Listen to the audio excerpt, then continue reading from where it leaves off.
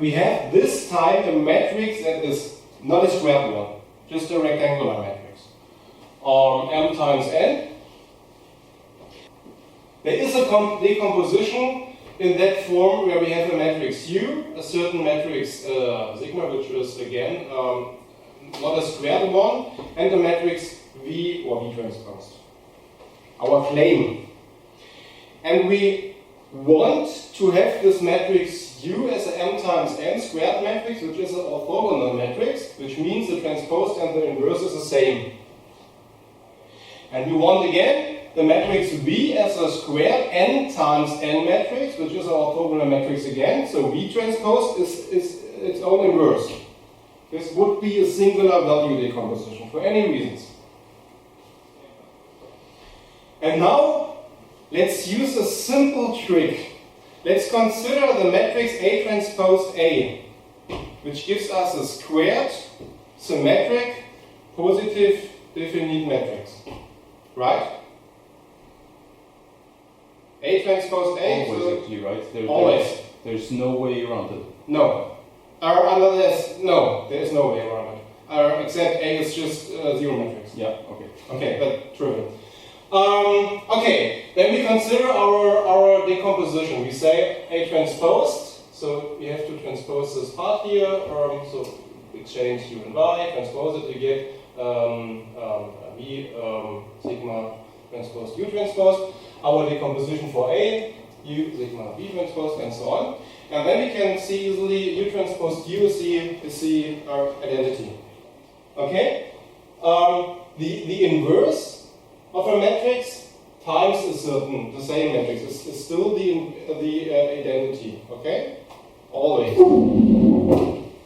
And the transpose and the inverse is the same for orthogonal matrices. This means the transpose times the matrix gives the identity. I hope it's clear. Therefore, we have this line here.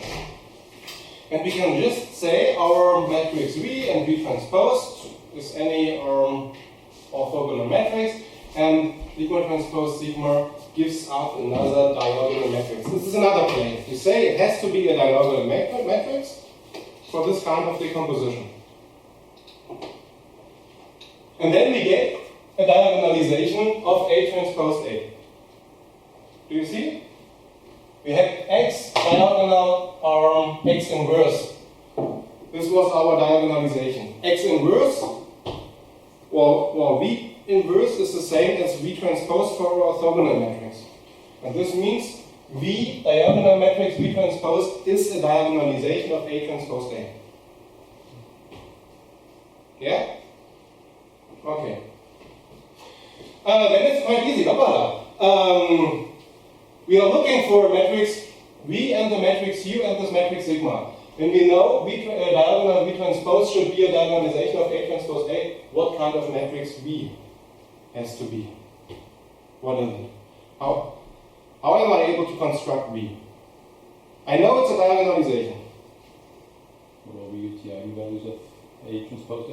Yeah, sure. Eigenvectors. Eigenvectors and other. Exactly. V has to be the eigenvectors of A transpose A, because it's a diagonalization. Okay? Wait. Is it true? I said V has to be orthogonal matrix. This is a way to construct V. Okay, but is it an orthogonal matrix? Yes, it is. Because A transpose A is always positive symmetric matrix. And we know for those matrices that the eigenvalues are real, exist, and the eigenvectors form an orthonormal system. And therefore V transpose, or V, is definitely an orthogonal matrix. Perfect. What about the diagonalization or diagonal matrix D? How can I compute this matrix? I know it's a kind of a diagonalization approach. What about this matrix D? Again, the eigenvalues of A transpose A, right? Because it's a diagonalization. So I know D has to be the eigenvalues of A transpose A, which is this matrix here, or that claim, the same matrix over there. And they also claim that this has to be, or there should be a decomposition in sigma transpose sigma, in another matrix. which has to give this diagonal matrix of the eigenvalues of A transpose A. And this could be done by this matrix here. So we have an n times m matrix, where on the main diagonal are certain values. I will talk about these values very soon, and all the remaining rows, lines are 0. What would happen if I do this operation with this matrix?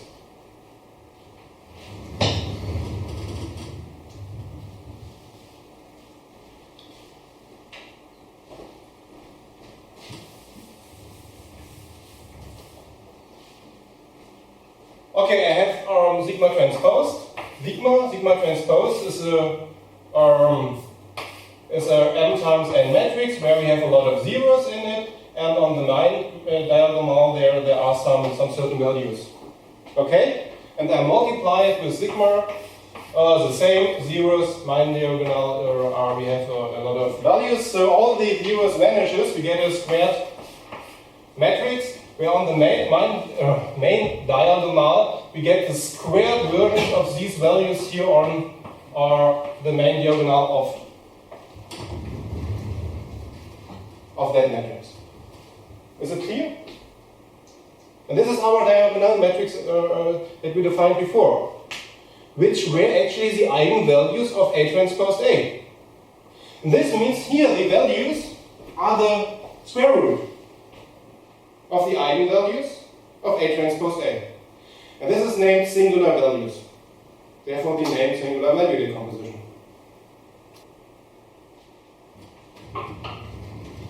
Okay. So our matrix sigma is just the amount of all the squared roots of the eigenvalues of our matrix A transpose A. That's it. Singular values. And the square root exists because we know it's A transpose A, it's a metric, positive, and so on. So we have real eigenvalues, positive, and the orthonormal system in the eigenvectors. And that's it. So we have V as the orthogonal matrix. We got our matrix sigma. And now we're still missing the matrix U here. What can we do to get matrix U? Any ideas? We use the same trick as we did actually here with the A transpose A version, but just the other way around. Condition number I will go back to very later.